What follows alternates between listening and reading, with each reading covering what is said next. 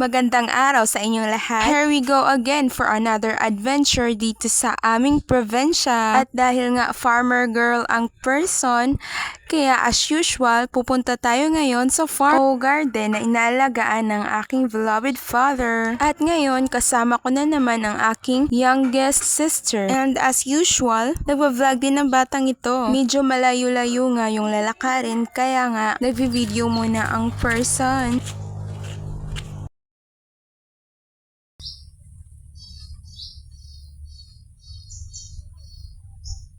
Hi, the sound of nature. Nakaka-relax talaga mga palangga. And as you can see, dito sa aming dinaanan ay pineapple garden. At ito nga, continue na naman tayo sa paglalakad kasi iniwan tayo ng isa dyan. Ay grabe, fast walking yung tikling oh. Hintay naman dyan. By the way mga palangga, yung tikling pala is isang uri ng ibon na may matataas na legs. Ewan ko kung anong tawag sa inyo doon pero sa amin tinatawag yung tikling. So dahil nga nabubur yung person, may i-share ako sa inyo ngayon. It's all about my first crush. When I was in grade 7, kahit wala kayong pake, i-share ko pa rin to mga palangga. Kasi nga ayokong makalimutan pagdating ng araw. Lalo na yung mga masasayang memories nyo kasamang isa't isa. I mean, happy memories for me. Iwan ko lang kung happy memories din sa kanya. So, ito na nga. Naging classmate ko siya nung elementary pa kami. At pagkatapos nun, naging classmate ko na naman siya nung na grade 7 kami. Naging friend ko siya mga palangga. Hindi naman kami as in close friend talaga, pero medyo close lang, ganyan. Napalapit ako sa kanya mga palangga kasi nga matulungin. Tumutulong sa aking projects, sa pagpapasa sa projects. Lalo na kapag medyo nalilate na ako sa pagpapasa. Attractive siya, smart, morena, at ang hindi ko malilimutan sa lahat ay ang kanyang pagsasayaw. Alam nyo yung kasabihang, pag nagsasayaw, magkaparihang kaliwa yung paa. Pero para sa akin, cute at entertaining. So yun nga mga palangga, nag-start ang lahat nung kakagaling ko lang school pauwi sa bahay. Umuulan nung araw na yon at nag-offer siya sa akin na sumakay sa kanyang motorbike. At dahil nga sa minor ang taong yon, nag-aalangan ng person. At sabi pa nga niya sa akin ay, trust me. At dahil nga friend ko siya, kaya sumakay na lang ang person. Hindi ko na malayan mga palangga, nakarating na pala kami dito sa garden. At the rest of my family ay nandito na rin.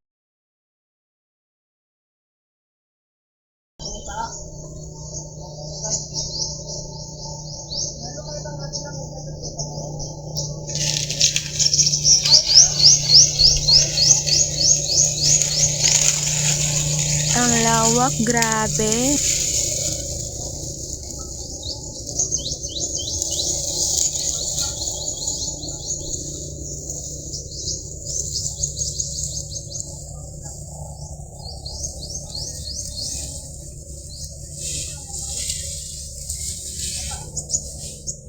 Guess what? Kung anong uri ng tanim itong mga palangga.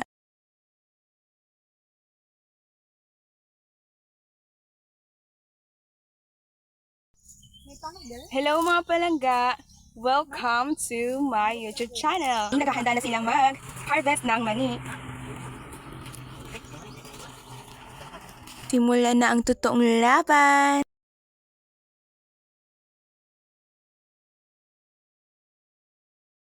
For your information lang, hindi to amin.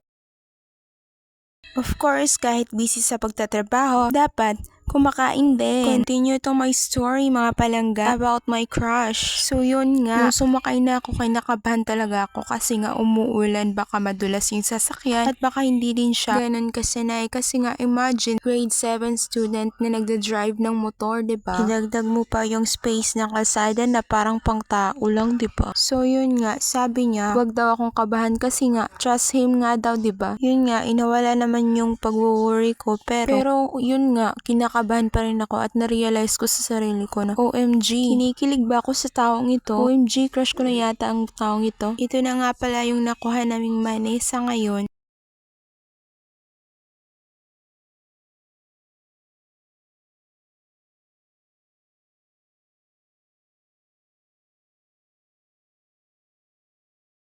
Tumulong na rin ako maghukay ng mani dahil naaawa naman ako sa aking papa at sa aking nakababatang kapatid na lalaki. Kahit sobrang init ng panahon, go lang. At least nakakatulong, 'di ba?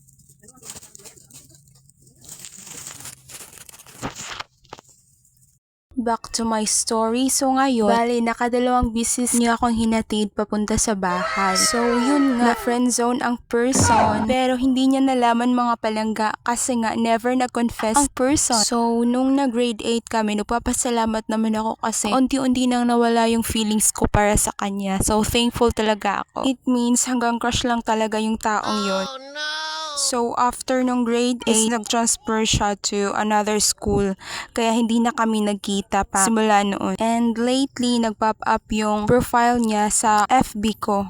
Tinad ko siya pero hindi sa anumang dahilan. Gusto ko lang talaga siyang kumustahin kasi nga since naging friend naman kami no high school. At thankful din ang person kasi nga in-accept. Sakit na ng kamay ko mga palangga. Sobrang namumula na Chinat ko siya mga palangga pero hindi niya pala ako nakikilala. So yun nga, nakalimutan pala ako mga palangga. By the way, let's move on kasi past is past. Hello mga palangga, so ngayon is medyo gabi na so uuwi na kami. Kaso nga lang is hindi namin natapos yung pag-harvest ng mani. Kasi ang lawak kasi ng lupain mga palangga. Kaya nga nag-decide sila na babalikan na lang dito. Iwan ko kung bukas ba or the next day, ganun. So palubog na nga talaga yung araw. Tingnan nyo. See?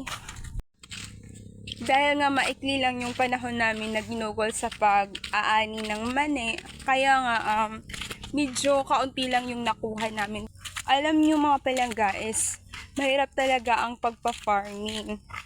Pagod at pawis talaga ang kailangan basta magpa-farming kayo. Kaya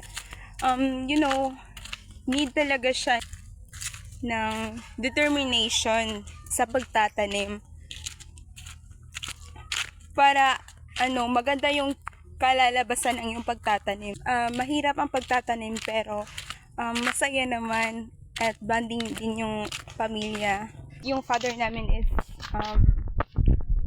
unang hinatid yung mother ko and yung younger brother ko. So kami ng younger sister ko is naglalakad kami papunta dun sa kalye. Sasalubungin na lang namin sila doon. At mga palangga, medyo sumasakit na nga rin yung aking ngipin kasi nga may sira itong ngipin ko. Super. Hindi ko talaga gusto yung mga gantong pangyayari.